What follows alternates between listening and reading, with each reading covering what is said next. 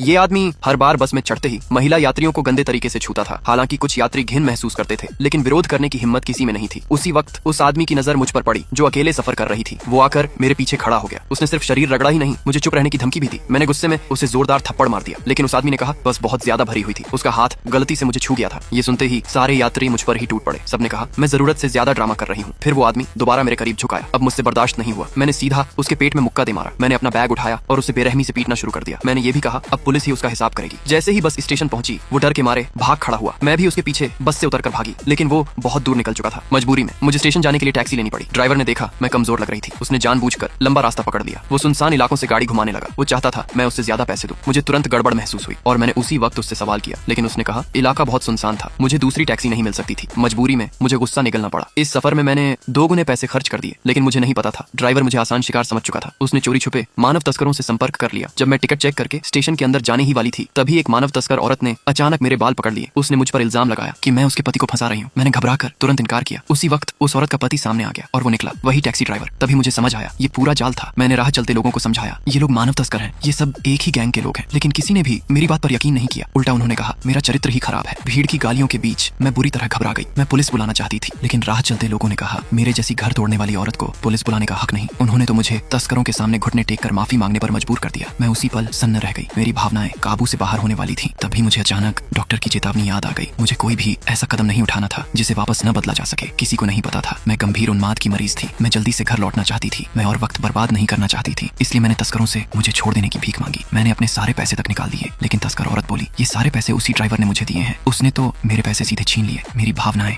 एक पल में टूट गई। आखिर हर कोई मुझे ही क्यों कुचलना चाहता था? क्यों कोई भी मेरी बात पर भरोसा नहीं कर रहा था? मैंने जमीन पर पड़ा सूटकेस उठाया और पूरी ताकत से तस्कर औरत पर दे मारा। उस पल के बाद हर किसी को इसकी कीमत चुकानी थी।